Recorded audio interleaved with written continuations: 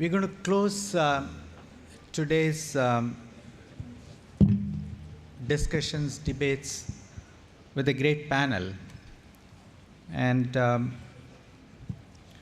we have with us for the panel Peter Becker, who is the president of WBCST, Luis Cantro, who is the permanent representative to the UN from ICC, Jörg Kell, executive director, UN Global Compact.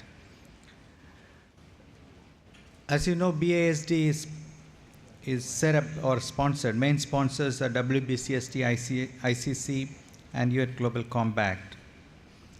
Then we have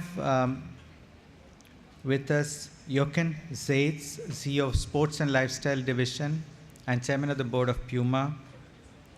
Shah Sukang, who is the Secretary General Rio Plus 20. And Vanya Somavilla, Executive Officer of Human Resources, Health and Safety, Sustainability and Energy for Vale. First, we will start with the three people who have been here throughout the day about their reflections on the day, and then we will have responses from the others. So let me start with Peter.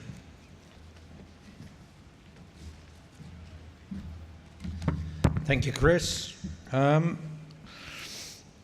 So thanks all for participating. I think it's an amazing day, lots of good energy, and I sense a lot of alignment. The fact that we're here, the fact that business is here is kindly a way of saying that we're all aware of the urgent need to get serious about sustainable development of the economies and the planet. A couple of words that I heard coming by is we need to ensure that growth is truly inclusive. We need to empower women. We need to manage the environmental and the ecosystem degradation issues. We need to ensure that resource productivity is going to be the focus the way forward.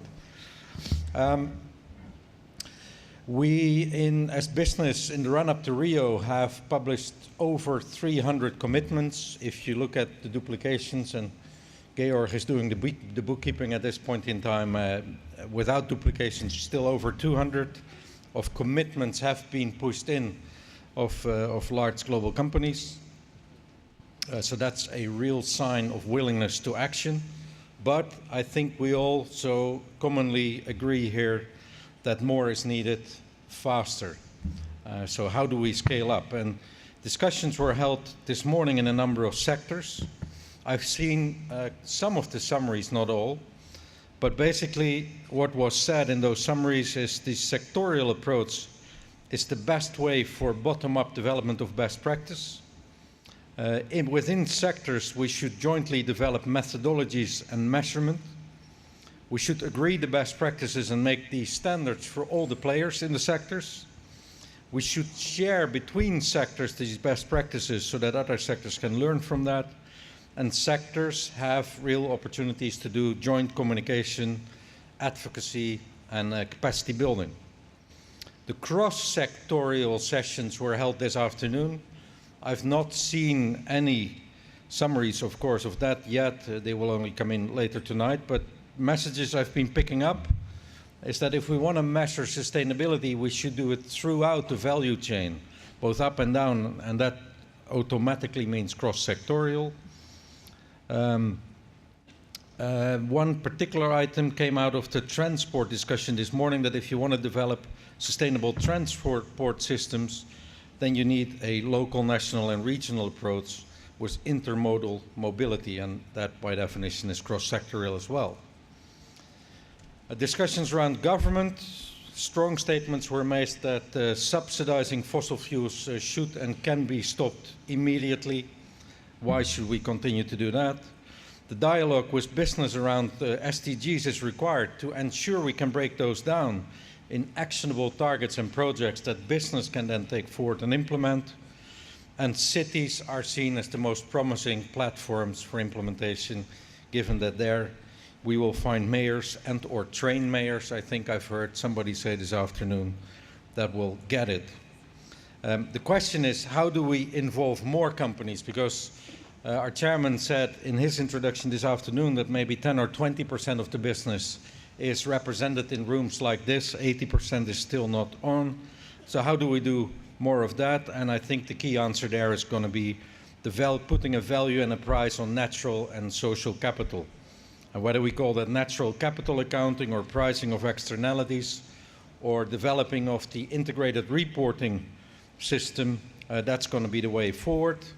There was a suggestion made to create a rating system, both at country level but also at company level. And eventually, these externalities should be charged all the way through the value chains to the end consumers. So that, I think, is going to be a big push from business. Natural and social capital valuation is the way forward.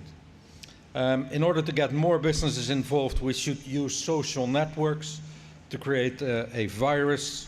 We should ensure that capital markets and the banking sectors gets involved in this discussion, as well as the stock exchanges. And last but not least, we should ensure that also the SMEs, the small and mid-sized companies, are involved. We large companies can do that by talking to them and working with them through the supply chains. Sometimes they'll be the innovators who are able to innovate faster than large companies. Most cases, they will be the job creators in the developing world. And in other cases, we large companies can be useful in building their capacity. So that's kind of what I took away. The summary of these afternoon sessions, of course, will follow, but this is so far. Thank you.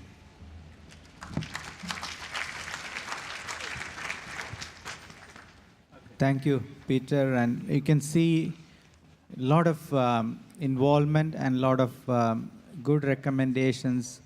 Now let me turn to Luis. Luis has been interfacing between business and the UN discussions and things like that. So Luis, thank you very much. You can sit there or you can come here. Is this on? Good. Yes, I had the unique opportunity to be the official business and industry representative for the conference. And although you might say that, you know, only 10% of the businesses are here, but in fact, this is the largest business delegation ever to attend a United Nations conference. And for those of you who are not aware, the way that business and industry interacted with the process officially was through the major group process. There are 9 major groups, business and industry being one of them. And business and industry was the second largest delegation to come to Rio. So we have been involved from the very beginning of the process. And I think that what we have learned, and as for myself, being the voice of business at the process, and then also sitting in the negotiations for many months, over 18 months, to hear also the negotiations from the perspective of the governments is a very interesting experience. Now, we also the Business Action for Sustainable Development, as you know, was the official business platform that was created for the conference. And through this, through our convening partners, the Global Compact, World Business Council for Sustainable Development, International Chamber of Commerce, and our 10 sector associations, through this, our consultative mechanism was vast.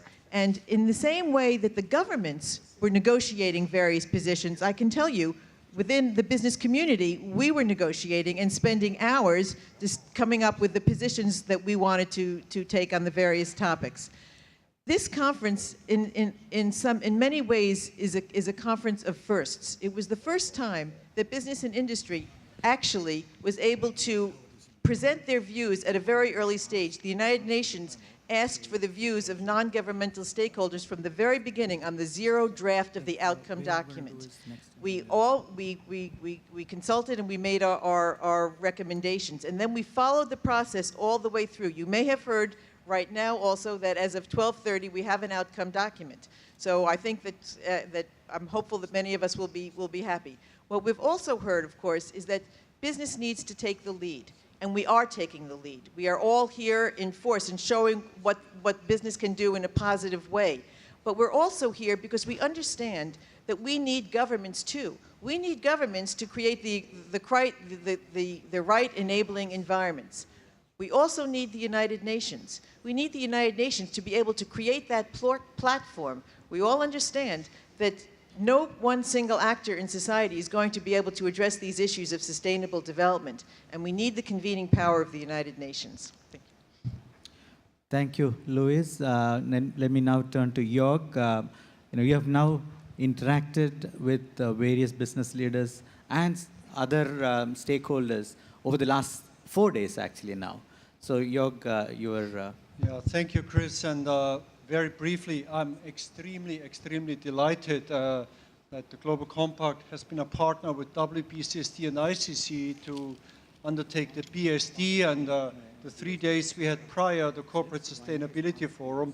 I see all this as an interacting, complementary effort to mobilize worldwide private sector good intentions to support what the UN is striving for.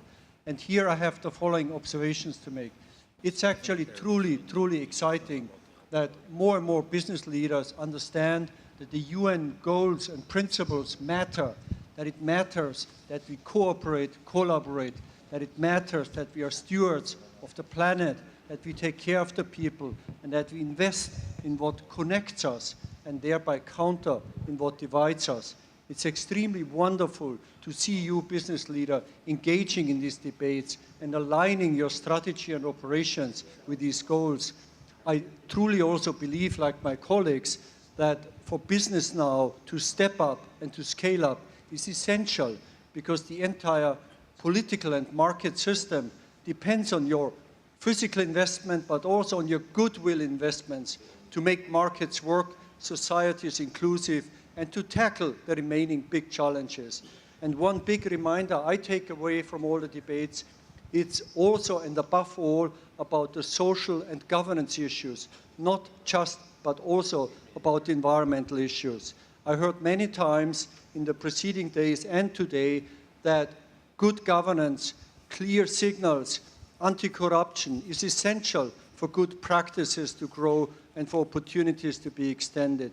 I also heard many times that respect for people at the workplace and in the community and the principles behind it are fundamentally important for creating inclusive markets. So this complements the strong emphasis that we often hear on environmental issues.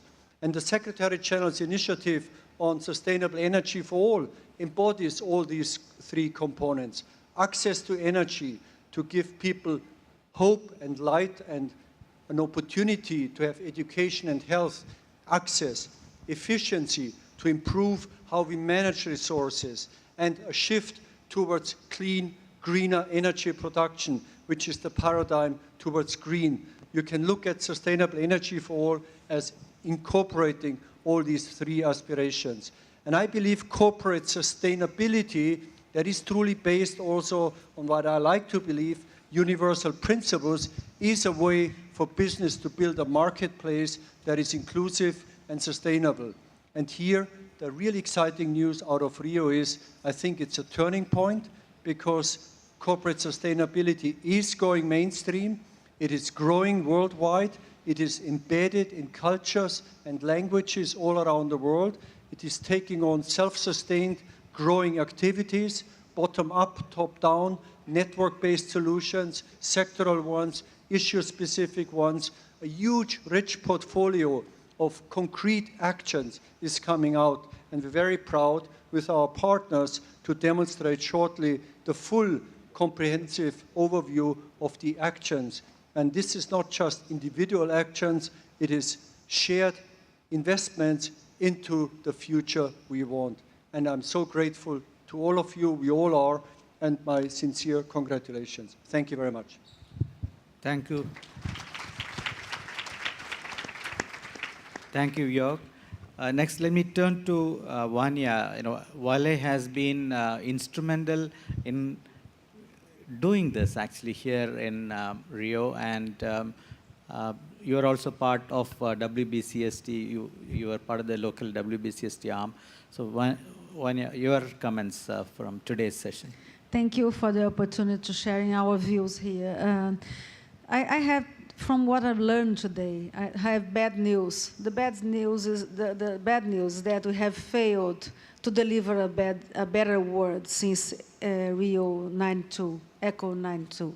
When we look at the people in the People Summit, we understand that we still have a world that is not fair. But the good side, the good news, is that when we look at this audience here, when we realize that the business sector has jumped in, we understand that we can turn this to a different situation. We can change this. We can promote a better world. And how can we do it? Through leadership. We saw here a lot of good opportunities, a lot of good experience, leaders that want to take the leadership to show how to conduct us in the better direction in order to promote this change that we all need, that we all expect. And the experience from that we can share, there are a lot of experience, but we need, as everybody said, we need to scale up and we also need to speed up. So how can we do this? We can take advantage of our experience as development countries. We have the opportunity to build a different growth. The discussion about growth or not growth, I guess I understand that this is finished. Everybody wants a world to grow. So we need an inclusive world. We want the people from the development countries to have access to the benefits of the modern society. But we can build this in a different model, a sustainable growth with the green economy. It's an opportunity for us. I understand that companies like Vale, that we deal with a lot of amount of land, and we deal with the community's life. We can learn from them. We can learn how to listen to the people and try to share all of this with us. We don't have the answers yet, but I'm very confident that with technology, with listening, and with engagement of everybody, we are now on the front edge of the opportunity to building a better world for all of us. Thank you.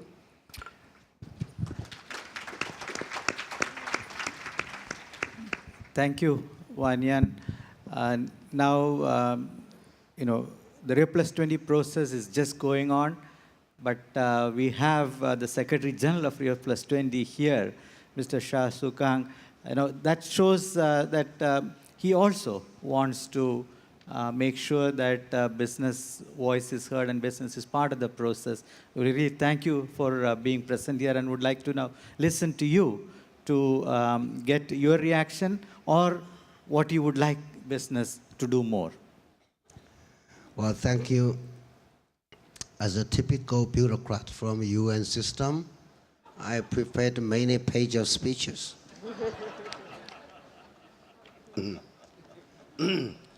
Very well drafted.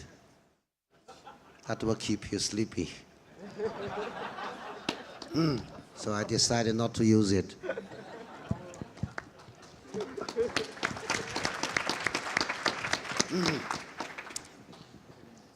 These two pieces actually was also my speech. I made at 12:30. No, I think about 1 o'clock, or I forget the exact time now, because I was the last speaker. I was requested to wrap up what is in the text, which the text is called The Common Vision, The Future We Want, which was adopted ad ref by consensus. So perhaps I would like to misuse this opportunity to just review what happened, what is in the text, and it's very much related to the work, the subject you have discussing. So let me inform you what are the salient points of the paper. And the paper, I will just highlight a few now, very quickly, some salient features. There are many others, and the text is 50 pages. And let me tell you, number one, we have agreed to establish a set of sustainable development goals.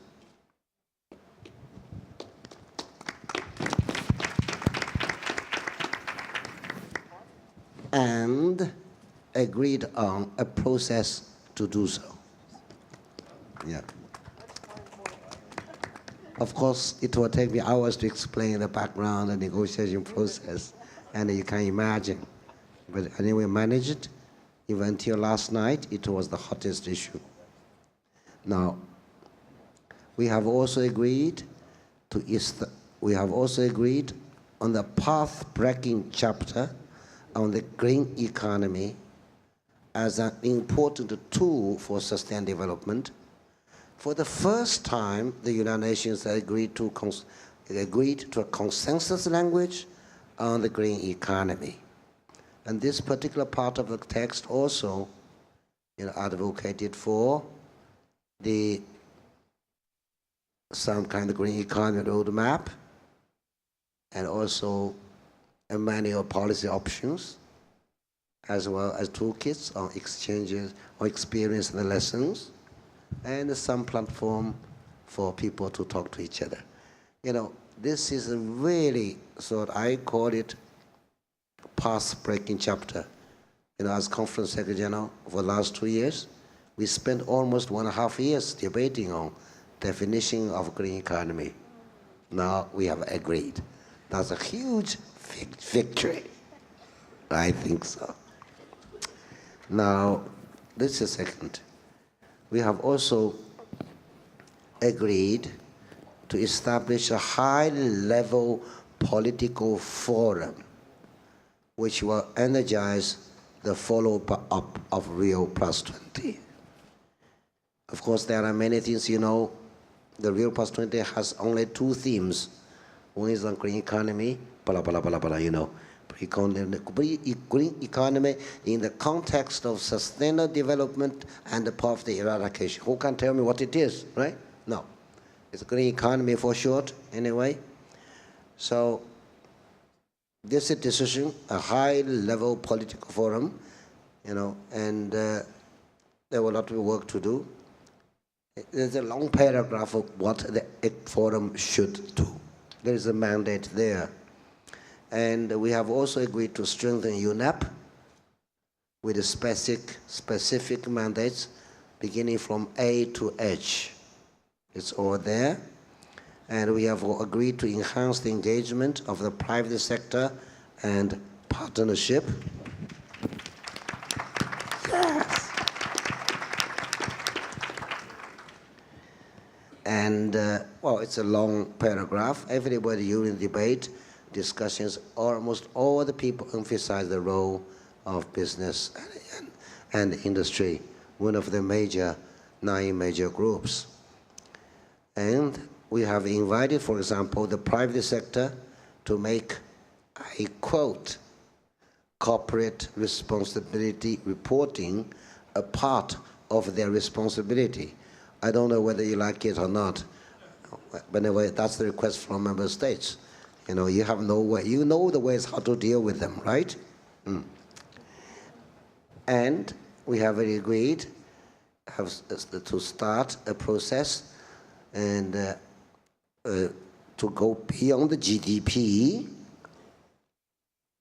to measure prosperity and well-being. This is really also very significant because we are so used to use GDP as only measurement.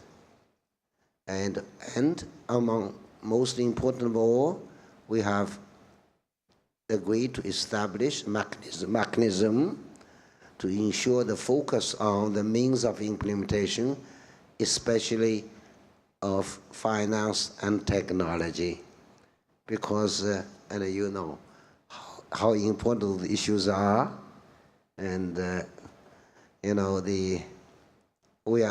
what period we are in with this unfolding or ongoing financial austerity situation, financial crisis, but we managed and agreed. They will establish. They have decided to establish some mechanism, and with a timeline to ensure, to address the finance and technology issue. And also, member states have reaffirmed all past principles from Rio 1992 and Agenda 21, including common but differentiated responsibilities and human rights.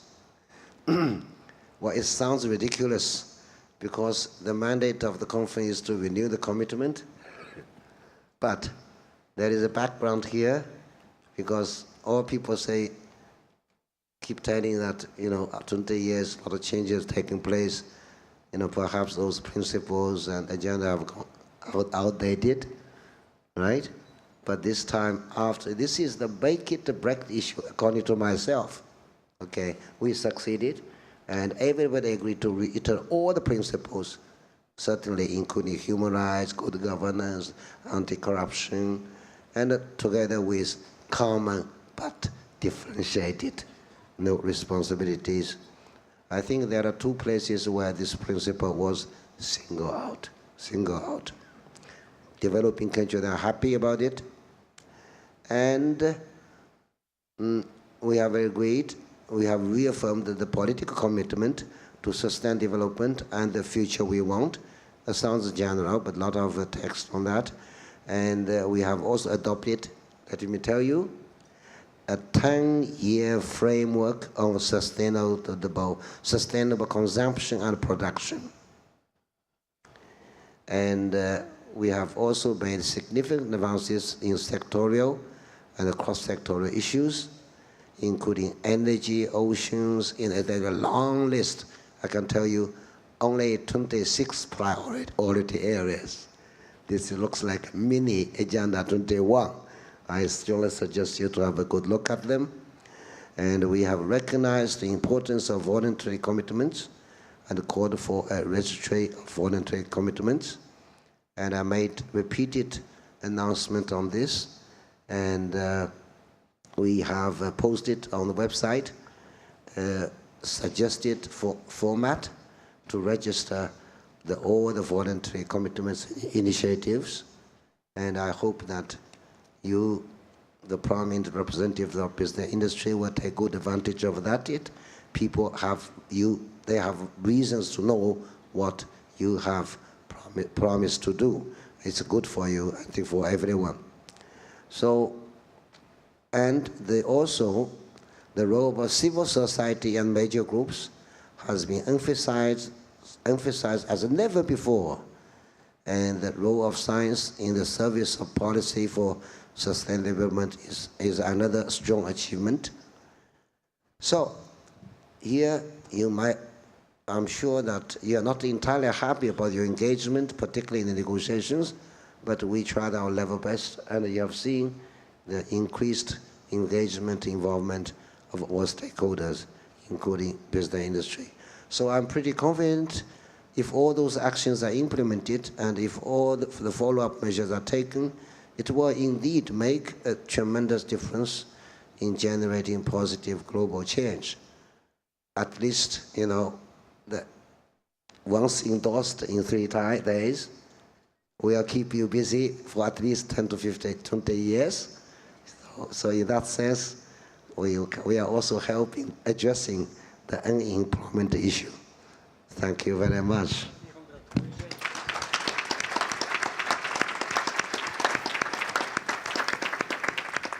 Sorry, I lost my voice because I did not sleep for the last 48 hours almost. Thank you, Mr. Shah Sukang. Congratulations on coming up with a wonderful, looks like a wonderful this thing. But most importantly, you've recognized the role of the private sector and you want to work with private sector. That's, I think, really, really wonderful. Thank you. Let me emphasize one point. All political groups emphasize the point that the text should be adopted by the heads of state and government without change and without opening. EU, G77, just all say the same thing. That's great. So, thank you very much. Thank you.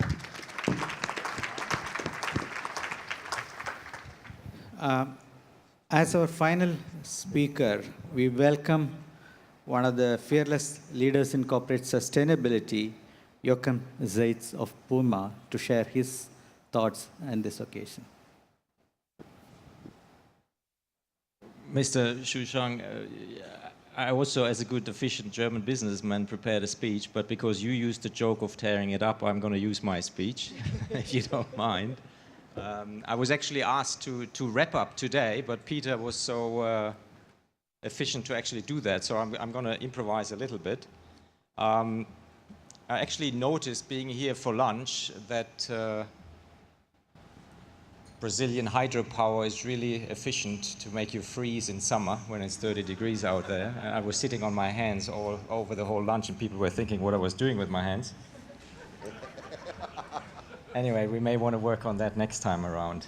Well, ladies and gentlemen, it's a pleasure to be at BASD Business Day today, and I think today's discussion has really shown that the private sector has the potential to be, and may I say, must become, the primary engine of innovation and problem solving on which governments and multi-stakeholders depend if sustainable development goals, should they be clearly defined, are also to be met.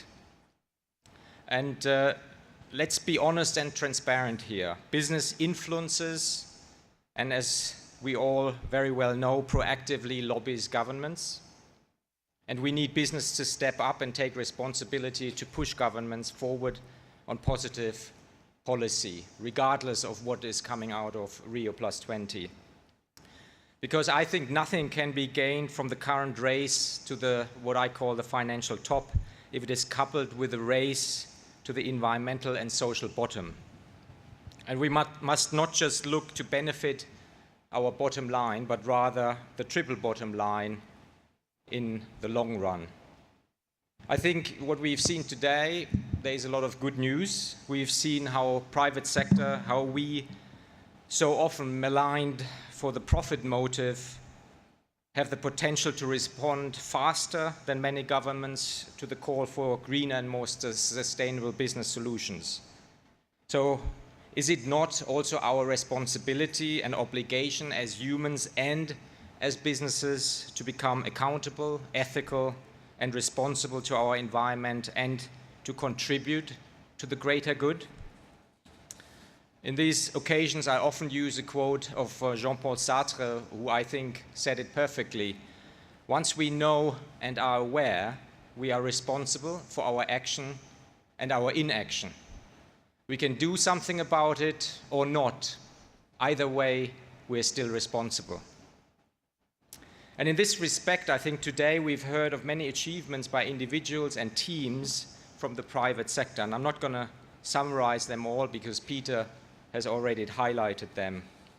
But as much as this and today and the last few days are positive takeaway, we also have not heard from the many companies that do not take note of, or even worse, don't actually care for the environment or society. Companies that dump hazardous waste, that employ bonded labor, that are corrupt and lobby to prevent good laws from being passed, who choose not to value natural capital, and those that hide their negative social and environmental impacts to protect their interest at all costs. Indeed, all those that have a vested interest in unsustainable development, while they greenwash at the expense and credibility of serious businesses. But I hope and I truly believe that the days of companies such as these are coming to an end. Transparency and full disclosure in terms of our positive and negative impacts will fast become the golden rule, or I certainly hope it will. That it will be a given for the next generation of business leaders to not even question that business must be a win-win for all stakeholders, including nature and society. That the current business model will either transform and evolve or become extinct. The leaders of the private sector today have a vital role in developing and sharing best practice, and of course, driving behavioral change. But we also need to level the playing field and scale up positive solutions, and it's all about scaling up as we discussed today. And I fully agree with what Paul Polman said earlier. There is a huge opportunity that comes with scaling up. And innovation, creativity, and collaboration is a key part of this approach. As well, valuing natural capital and the true cost of conducting business to nature is essential in the overall equation. Placing a monetary value on ecosystem services a business relies on, as we've done with our Puma environmental profit and loss account, and are in the process of expanding across our brands at PPR, including brands such as Gucci, Bottega Veneta, Alexander McQueen, Balenciaga, Yves Saint Laurent, or Stella McCartney. I personally believe is a useful means of doing just that. And I hope that some of you today, and that's my call for action for all of you, will join me as first movers in scaling up the EP&L. In closing, I'm pleased to note that today provided evidence that change is possible on a micro and also, if we want, on a macro scale, if we really choose to. And that we have viable mechanisms and scalable approaches available to us already to move the needle towards a more equitable and sustainable future. However, we must now ensure that our best work today is also leveraged. As businesses, we normally compete, but here we absolutely must collaborate. I think we all can agree that our ambitious words must at some point really translate into tangible actions. And I'm with Paul Polman that we all need to individually and collectively convince everyone else now. Somebody actually asked me just before this closing what my perfect world and my paradise would look like. Let me just say that it is a world in which business is inclusive and holistic by working with nature and society combined in peace. You can call it paradise or a perfect world, but it's certainly a world I would love to be a part of and live in. Or as Martin Luther King said, I had a dream, and for one, do not want to turn it into a nightmare. Thank you.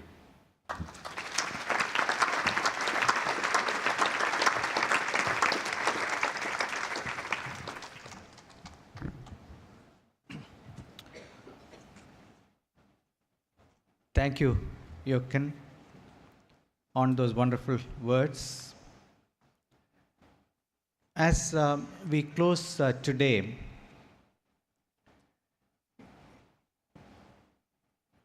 my message to each one of you is, you are doing a lot. I think individually and as companies, I think we need to continue to do. We need to continue to be ambitious. We need to look at stretch goals, and we need to spread the word. We've heard this several times today. Look at our supply chains, look at our customers, look at our partners. How can we make sure that we scale up this? We heard about reporting, what we can do. We also have a responsibility in working with our national governments to make sure that whatever we have coming out of Rio Plus 20 is implemented at the national level, and every one of you, every leader here has an opportunity to influence our own governments in making sure that these are implemented, which is, I think, very, very important.